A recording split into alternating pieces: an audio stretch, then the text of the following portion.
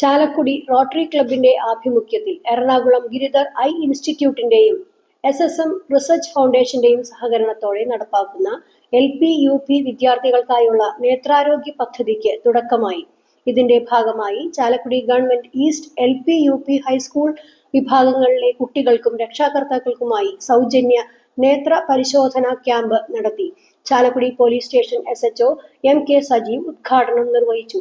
Chalakudy rotary club president Santhosh Baby അധ്യക്ഷത വഹിച്ചു. ചാലക്കുടി വിദ്യാഭ്യാസ ഉപജില്ലാ ഓഫീസർ PB നിഷ മുഖ്യാതിഥിയായിരുന്നു. ഡോക്ടർ ആര്യലക്ഷ്മി ബോധവൽക്കരണ ക്ലാസ് നയിച്ചു.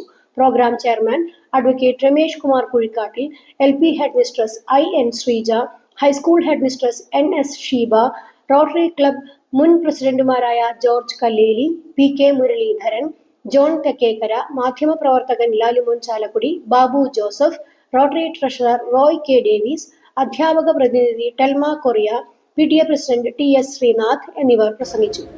നമ്മൾ